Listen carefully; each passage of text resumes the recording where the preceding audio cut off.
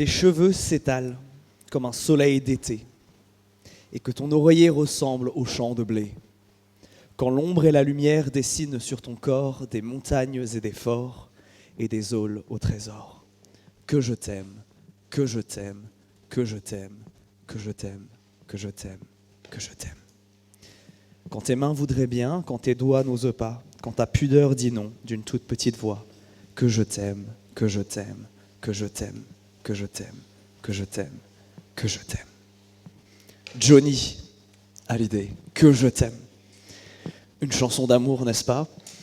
Et on continue aujourd'hui notre étude du Cantique des Cantiques, où on laisse la Bible nous parler et nous remettre en question sur notre compréhension de l'amour, de la romance et de la sexualité.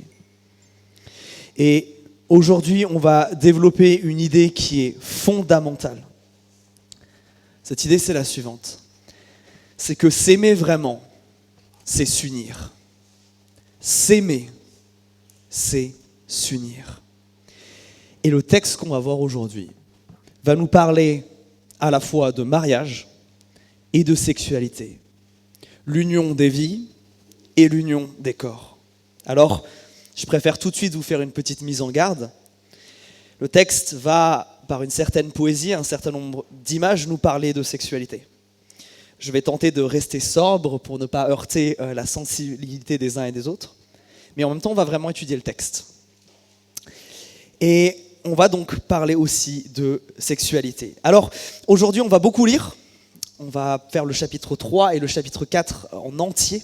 Et donc, vous allez avoir besoin d'ouvrir vos Bibles. Donc, si vous avez une Bible, prenez-la. Ouvrez-la, Cantique des Cantiques, chapitre 3. Si vous n'en avez pas, prenez une application Bible ou une Bible au fond de la salle, près de la carte. Il y en a à votre disposition. Et pendant que vous cherchez Cantique des Cantiques, chapitre 3, laissez-moi vous faire un tout petit résumé de ce qu'on a vu jusqu'à présent. Le Cantique des Cantiques, c'est cette collection de poèmes qui, mis bout à bout, nous raconte l'histoire d'un couple.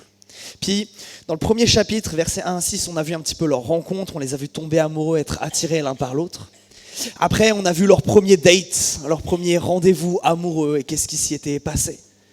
Ensuite, la semaine dernière, on a parlé de cette saison-là, dans laquelle ils étaient, qui était une saison où globalement ça passe ou ça casse. Soit ça s'engage, soit ça s'arrête. On avait par là aussi fait un état des lieux de nos couples et nos familles. Est-ce que, comme nous le disait cette jeune femme, des fois il y a des renards qui viennent saccager le vignoble de notre amour? Alors, j'espère que vous avez le texte devant les yeux. On va sauter les 5 premiers versets, ne vous inquiétez pas, on y revient après. Mais on va commencer notre lecture au verset 6. Qui est-ce qui monte du désert, comme des colonnes de fumée, dans une brume de myrrhe, d'encens et toutes les poudres du parfumeur? C'est la litière de Salomon. Et autour d'elle, 60 vaillants hommes, parmi les plus vaillants d'Israël. Tous sont armés de l'épée, exercés au combat. Chacun porte l'épée au côté en vue des frayeurs nocturnes. Le roi Salomon s'est fait un palanquin en bois du Liban. Il en a fait les colonnes en argent, le support en or, le siège de pourpre rouge. L'intérieur a été brodé avec amour par les filles de Jérusalem. Sortez, filles de Sion, regardez le roi Salomon avec la couronne dont sa mère l'a couronné. Le jour de ses noces, le jour de la joie de son cœur. Je m'arrête là. S'aimer, c'est s'unir. Une idée si simple, mais pourtant si essentielle dans la Bible. La scène qui nous est décrite ici, c'est l'arrivée du marié à son mariage. Et c'est décrit du point de vue de notre amoureuse qui voit celui qui, dans quelques instants, va être son mari, et elle célèbre son arrivée. C'est l'heure de leur mariage. Et ce mot-là, c'est le mot important. Quand la Bible nous parle d'union, quand on dit s'aimer, c'est s'unir, la Bible, elle ne parle que d'un seul type d'union, c'est le mariage. Une union inconditionnelle, s'aimer jusqu'à la mort. Et ce passage en particulier va mettre en exergue quelques points essentiels de ce que c'est que le mariage d'un point de vue biblique. Alors regardez, commençons au verset 6. Vous avez vu la manière dont elle décrit l'arrivée de son amoureux là? C'est un peu bizarre, non? C'est quoi cette histoire de colonne de fumée qui vient du désert là? Une colonne de fumée dans le désert? Ça vous rappellerait pas quelque chose dans l'Ancien Testament, ça? Une colonne de fumée ou une colonne de nuages dans le désert? Ça fait pas écho à quelque chose, ça? Vous vous rappelez le peuple d'Israël quand il quitte l'Égypte pour aller en terre promise? Comment il n'a pas de GPS à l'époque? Comment il est guidé? C'est Dieu, par une colonne de nuages, une colonne de fumée le jour, par une colonne de feu la nuit. Et là, elle utilise un vocabulaire presque technique, on pourrait dire, de l'Ancien Testament pour parler de quand Dieu arrive, pour parler de l'arrivée de son chéri. Alors, je ne crois pas que notre future mariée ici, elle divinise son futur mari. Non, elle connaît bien ses faiblesses et ses erreurs et ne s'imagine pas qu'il est parfait. Mais je crois que l'utilisation de ce vocabulaire nous parle de quelque chose d'hyper important par rapport au mariage.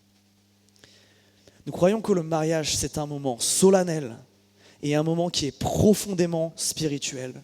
C'est pas juste une fête et un moment joyeux. Ah oui, ça l'est, c'est sûr. Mais c'est plus que ça. Le mariage, c'est un événement qui est profondément solennel. C'est l'accomplissement d'une des premières phrases que Dieu dit dans la Bible, en Genèse chapitre 2, verset 24. L'homme quittera son père et sa mère et s'attachera à sa femme, et les deux ne feront plus qu'un. C'est fort comme expression. Le mariage dans la Bible, c'est ça.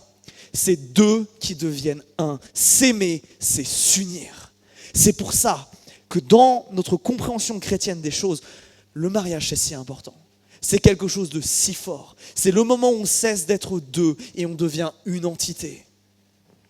Quelque chose qui n'a pas pour but de se séparer. Ce n'est pas un acte neutre, c'est un véritable engagement. Un moment qui dit à l'autre, je t'aime et donc je choisis de m'unir à toi, qu'importe ce qui se passe dans le futur, qu'importe ce qui nous arrive, qu'importe si tu changes. L'alliance, l'union que je fais avec toi, c'est la chose sur laquelle maintenant on va bâtir le futur. Mais c'est plus que ça.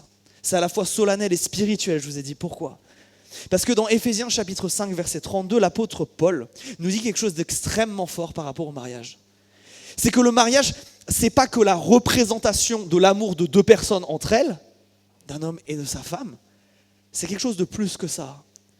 C'est la représentation aussi de la manière dont Jésus-Christ aime son Église.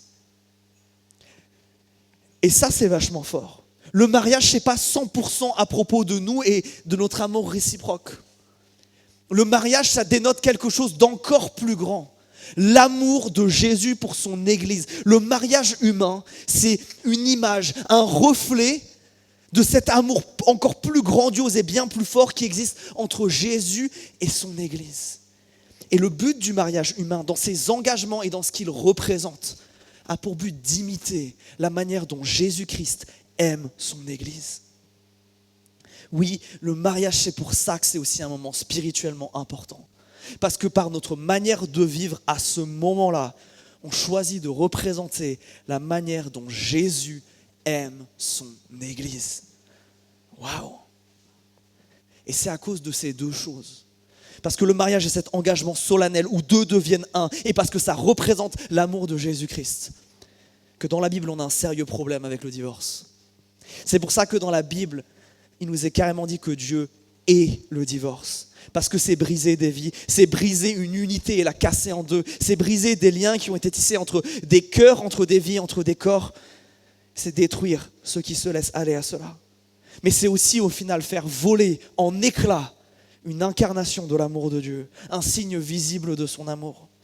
Alors évidemment, la Bible nous parle aussi du fait que des fois la vie fait qu'il y a des exceptions au divorce, mais on ne va pas commencer à rentrer dedans maintenant. Mais c'est dans les moments où on parle d'abus et d'abandon. Mais les « je sens que je t'aime, mais plus comme avant » et les « j'ai besoin de m'épanouir en dehors de nous » ne sont bibliquement absolument jamais de bonne motivation, bien au contraire. Oui, le mariage, c'est un engagement tellement, tellement fort. Et cet engagement, il a un autre côté dans ce texte-là. C'est un engagement qui est à la fois joyeux, on sent l'effervescence dans cette scène, et c'est un engagement qui est aussi public. Notez le nombre de personnes dans cette scène. Pourquoi ? Parce qu'un amour caché, un amour secret, c'est pas un vrai amour. Un amour qui n'est pas digne d'être célébré, il n'est pas digne d'être vécu. Vous vous rappelez, au début de leur relation, ils se sont cachés. Vous vous rappelez leur premier date, là? Ils sont allés se cacher dans la montagne quelque part, là. Ils se sont donné rendez-vous dans un lieu secret.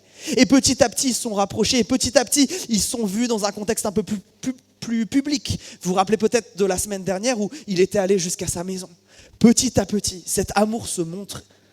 Parce que l'amour véritable, il crie sur les toits pour que tous le voient et tous l'entendent. Regardez comment le marié arrive en grande pompe, devant témoins, entouré de soldats, une cohorte autour de lui et une cohorte qu'il regarde défiler. Et même la mariée au verset 11, regardez, elle invite ses copines à voir comment son futur mari, là, il a la classe. Comment il est beau, là. Il est tellement beau qu'il est comparé à la venue peut-être même le mariage du roi Salomon, le roi le plus splendide, le plus riche et le plus sage qu'Israël ait jamais eu. On a cessé de le dire dans cette série de messages, mais l'amour, il doit s'exprimer de manière visible et de manière publique. Le fait qu'il y ait autant de monde, ça a deux objectifs. Parce que un, c'est que la joie, elle se partage. Si c'est quelque chose de beau, si c'est un engagement aussi important, aussi joyeux, alors il faut que ça soit célébré avec d'autres. Mais c'est aussi une manière de se rendre redevable. Pour les autres, de dire, on voit ce que vous êtes en train de faire, on voit que votre amour vous amène à une union. Et nous qui voyons ça, on veut vous aider, on veut vous soutenir, et on veut vous rendre redevable de ce qui se passe. Oui. S'aimer, c'est s'unir. Et ça se manifeste premièrement dans ce cadre aussi, bibliquement, le mariage, qui est un engagement solennel, spirituel, joyeux et public. Mes amis, aimer, c'est pas qu'une joie, c'est pas qu'un privilège. Dans ce cas-là, c'est aussi un devoir, c'est engageant.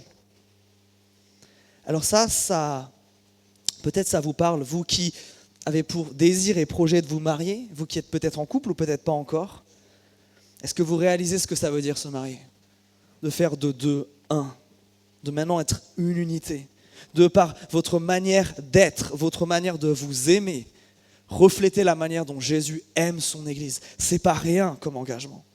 Et ce, jusqu'à ce que la mort vous sépare, même si l'autre change. Mes amis, c'est un engagement auquel nous devons réfléchir.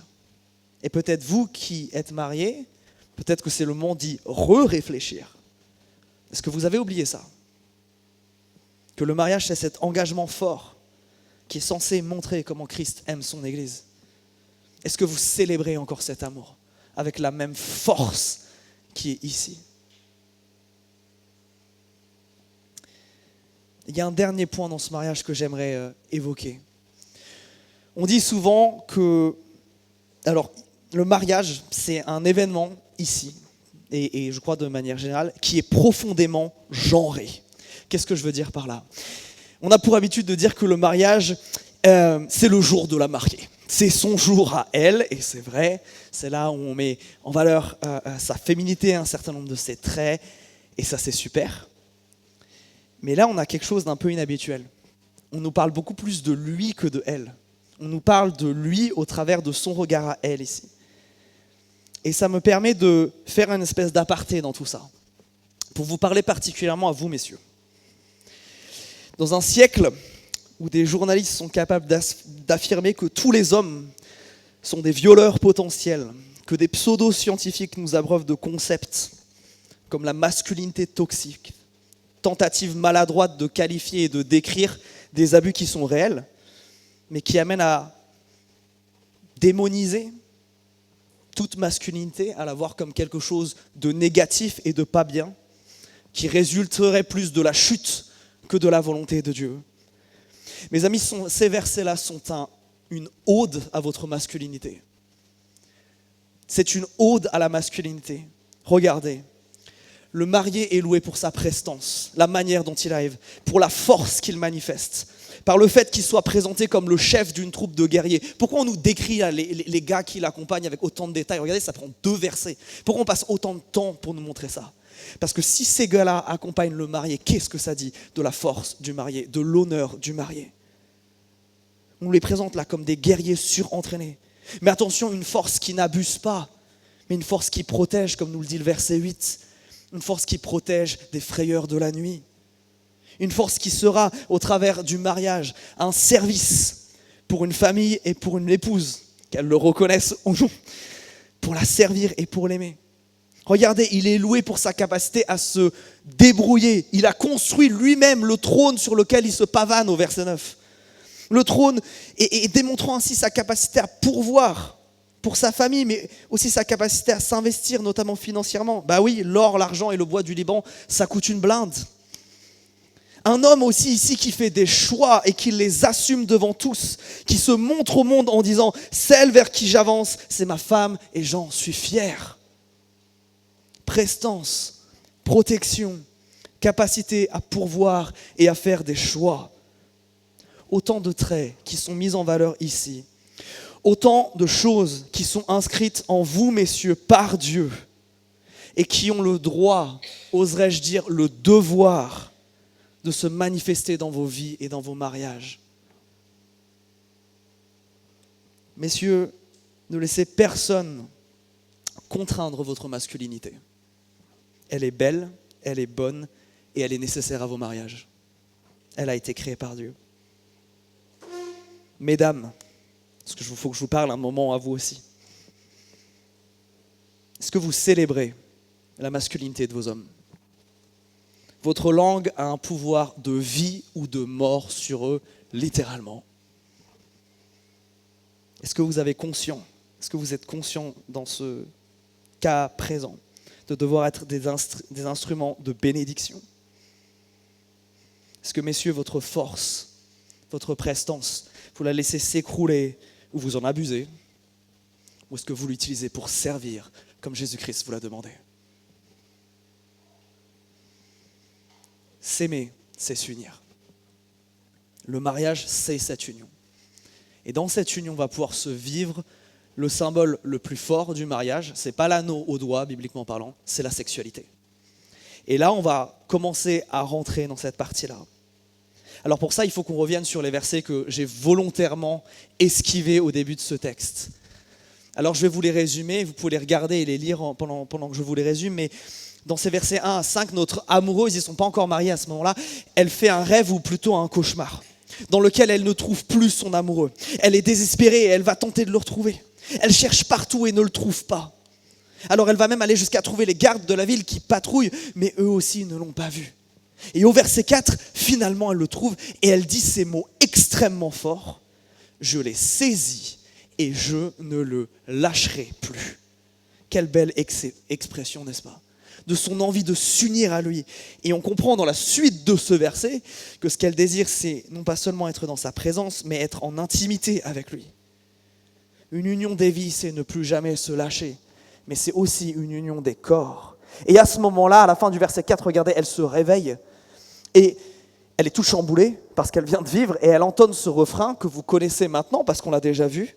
Regardez, sur le fait de ne pas réveiller l'amour et particulièrement ici, la sexualité avant qu'il ne soit temps.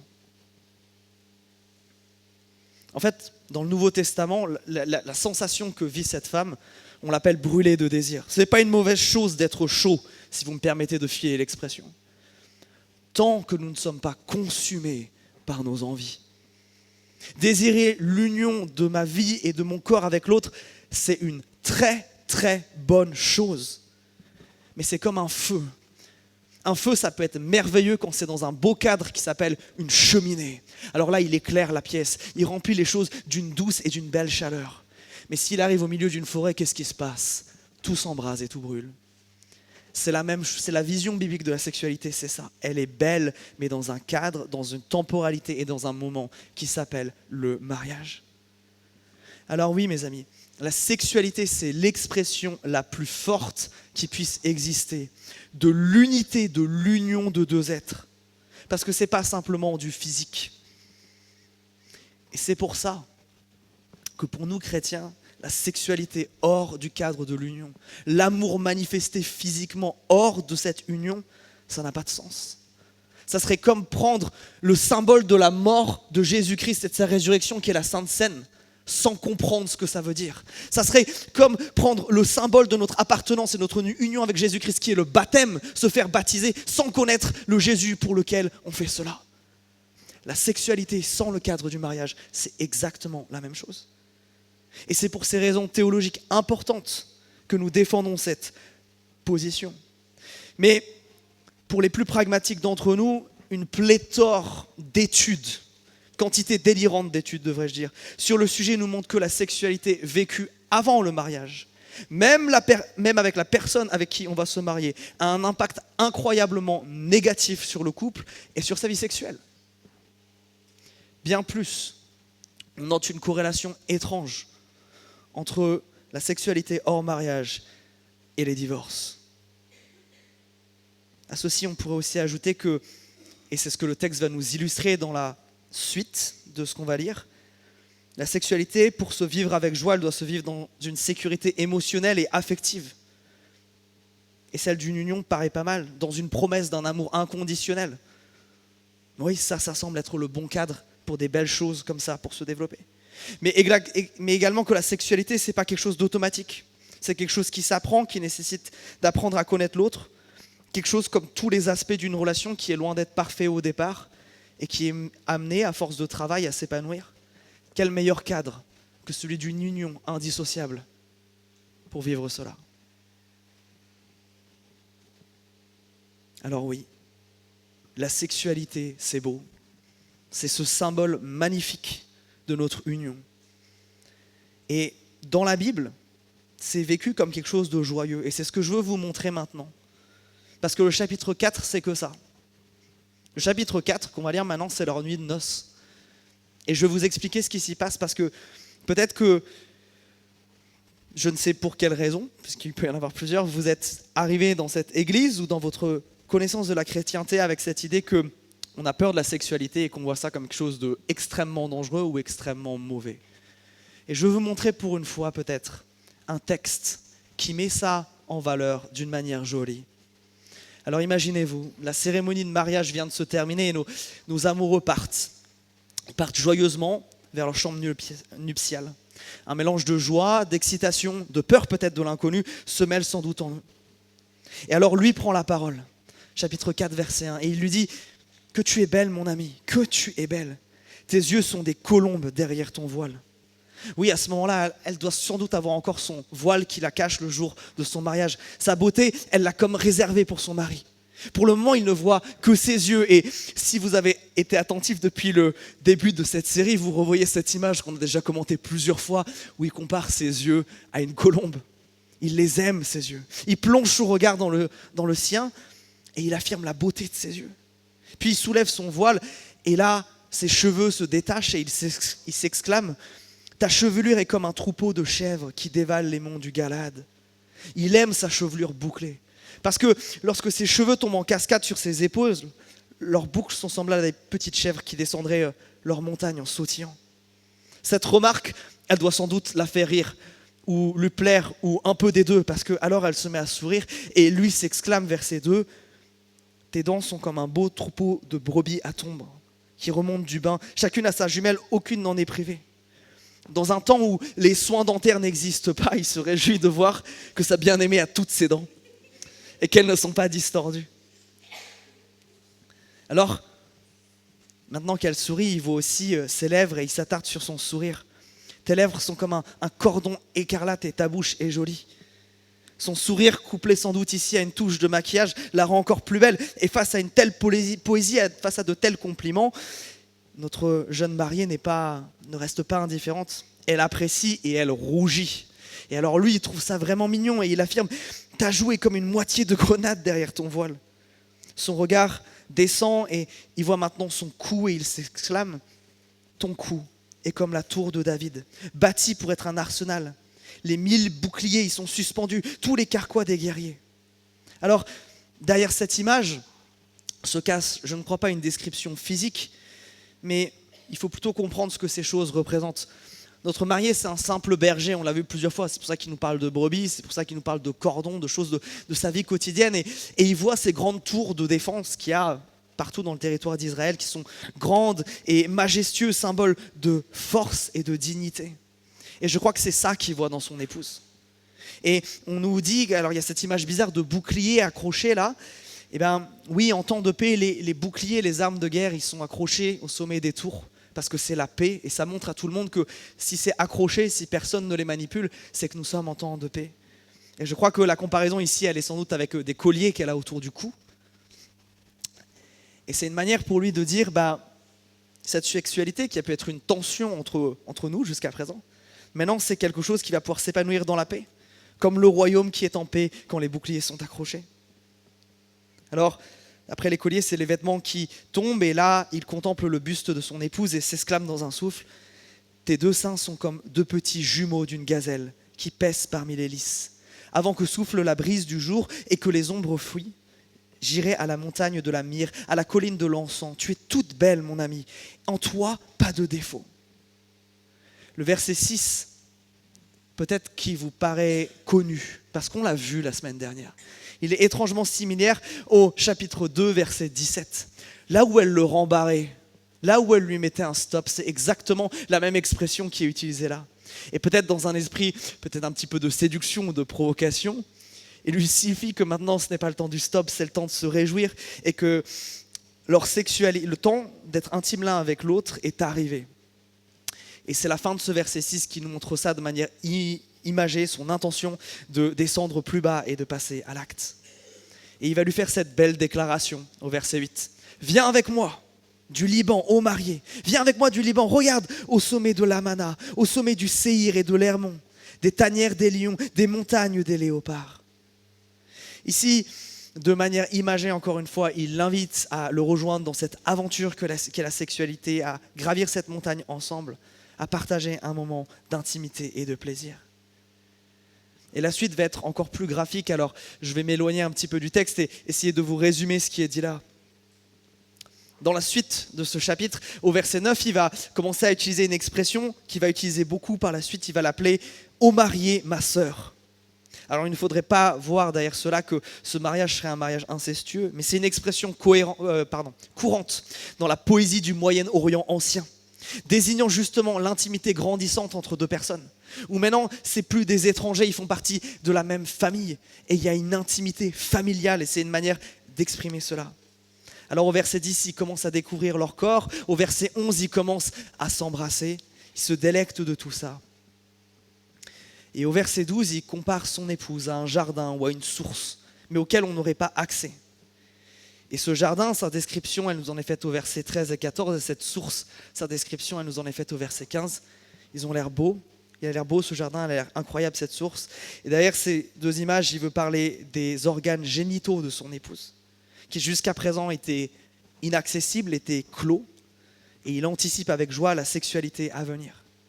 Et enfin, on arrive au dernier verset de ce chapitre, le verset 16, où elle consent à ses avances, l'invite à se joindre à elle, à se réjouir ensemble. Alors mes amis, c'est ça la sexualité vécue de manière biblique. C'est beau. C'est quelque chose de beau. C'est quelque chose de réjouissant. C'est un vrai cadeau que Dieu nous a fait, le fait de pouvoir être intime. Et c'est regarder quelque chose qui, quand il est vécu dans ce cadre-là, est vécu dans une forme de partage. Ce n'est pas quelque chose qui est individuel, mes désirs à moi tout seul, ou mes désirs versus tes désirs. Mais là, c'est chacun qui se donne l'un à l'autre. La sexualité, c'est un gâteau qui se partage. C'est un mouvement dans lequel on ne prend pas, mais c'est un mouvement dans lequel on se donne à l'autre. Ce n'est pas la satisfaction de pulsions ou de désirs égoïstes. C'est un moment de profonde unité. C'est ça la sexualité biblique. C'est l'expression de cette union la plus forte, parce que quand les corps s'entremêlent, c'est la manifestation des âmes qui le sont déjà. Les cœurs qui battent à l'unisson, c'est la démonstration d'un profond don de soi à l'autre. Il ne peut donc pas y avoir, et ça c'est tellement important de le noter, d'égoïsme dans la sexualité biblique. C'est quelque chose qui doit être vécu dans l'unité, pas dans « ok, t'as envie, alors on satisfait les besoins de l'un ou de l'autre ». Non, c'est un moment de communion extrêmement profond. Et ça, elle nous le montre par l'expression qu'elle utilise au verset 16. On a parlé du fait que le jardin, c'était une désignation pour ses organes génitaux. Et regardez ce qu'elle dit, que mon bien-aimé entre dans son jardin. C'est fort ça. Elle qualifie son corps, son intimité, comme ne lui appartenant plus, mais comme appartenant à son époux. Waouh! C'est fort ça. Une formulation qui peut mettre mal à l'aise. Parce que, immédiatement, peut-être des histoires d'abus peuvent monter à nos esprits, mais qui ici expriment la force de leur unité, la force de leur union. S'ils ne font qu'un, alors elle est à lui et lui est à elle. Et l'apôtre Paul va pousser cette image encore plus loin dans 1 Corinthiens chapitre 7 où il dit que le mari rende à sa femme ce qu'il lui doit, de même la femme à son mari. Ce n'est pas la femme qui a autorité sur son propre corps, c'est son mari. De même, et ce de même est important, ce n'est pas le mari qui a autorité sur son propre corps, c'est sa femme. Ne vous privez pas l'un de l'autre, sinon pour un temps d'un commun accord, afin de se consacrer à la prière, puis reprenez votre vie conjugale, de peur que le Satan vous mette à l'épreuve, parce que vous ne sauriez vous maîtriser. Alors on pourrait passer du temps sur ce passage, mais je veux juste noter les points de contact avec ce qu'on a vu jusque-là. Il y a ici une tension dans la sexualité, que c'est quelque chose qui doit se vivre, qui est de l'ordre même du devoir selon Paul. C'est quelque chose que le couple doit vivre. Et en même temps, c'est quelque chose que on ne peut pas forcer l'autre à faire parce que le corps de l'autre nous appartient. Et ça va dans les deux sens. Notez le de même ici de Paul, qui est tellement, tellement important et contre-intuitif pour l'époque à laquelle il est écrit. Mais ce que j'aime particulièrement, c'est ce verset 5. Ne vous privez pas l'un de l'autre. Ce mot-là, ne vous privez pas l'un de l'autre. Ne vous privez pas de vous donner l'un à l'autre. C'est quand même vraiment beau. Notez aussi que, bibliquement parlant, encore une fois, la sexualité, et surtout ici, elle n'est pas liée au fait d'avoir des enfants. La seule raison pour laquelle on ne devrait pas avoir de sexualité dans un couple marié, c'est parce qu'on voudrait être particulièrement pieux à un moment donné pour un temps donné, mais c'est tout. La sexualité fait partie du normal du couple.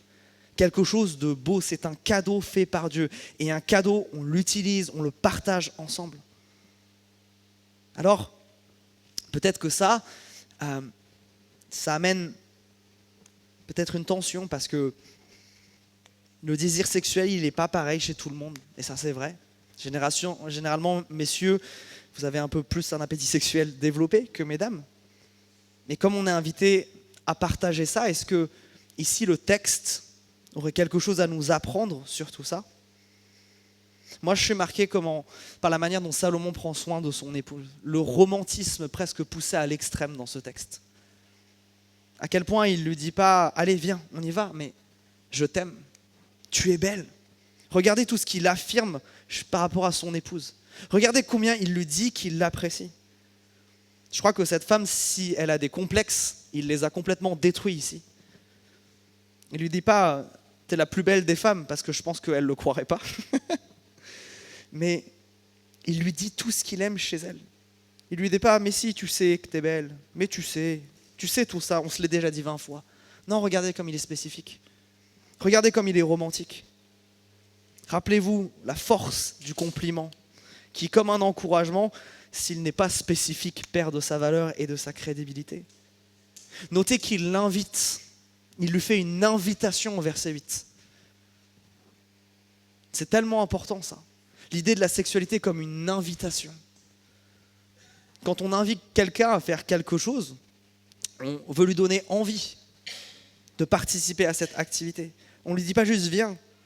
Et je crois que c'est aussi ce qu'il fait ici. Il y a une invitation à passer un temps ensemble, qui n'est pas juste de l'ordre de la satisfaction, du désir, qui n'est pas juste de l'ordre de la pulsion, mais qui est de partager un véritable moment profond, de cœur à cœur, d'intimité, de vivre l'union dans ce qu'elle a de plus beau et ce qu'elle a de plus fort.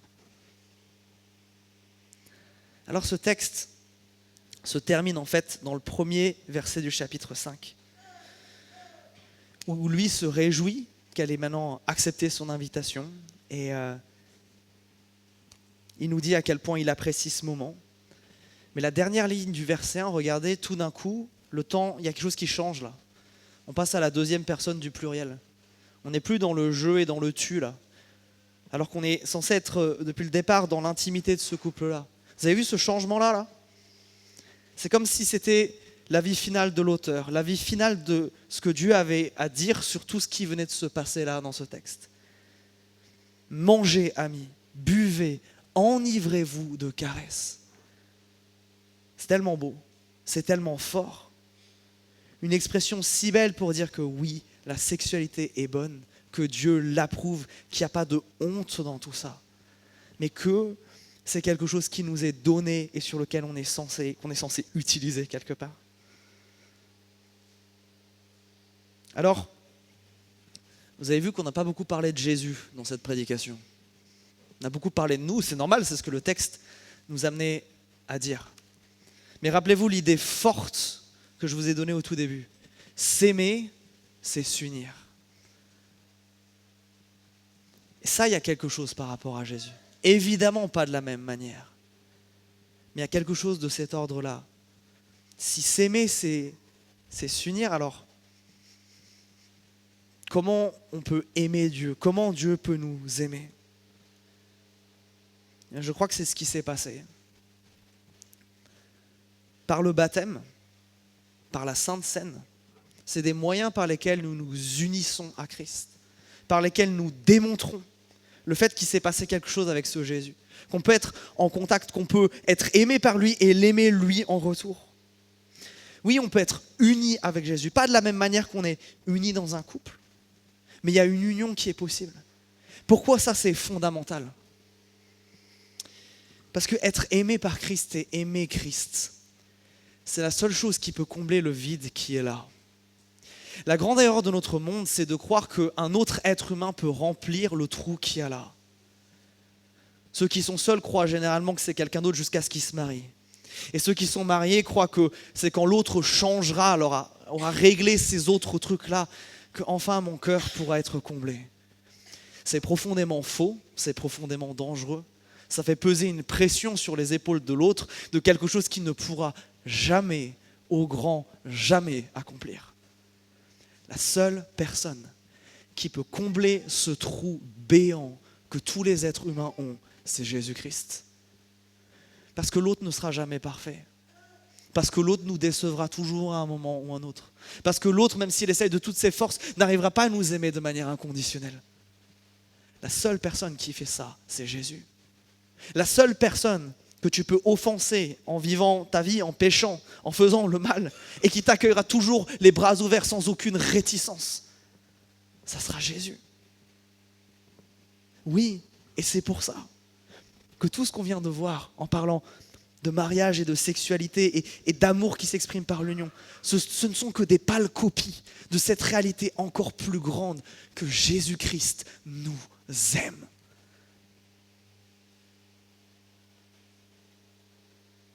Et c'est sur ça que je veux vous laisser.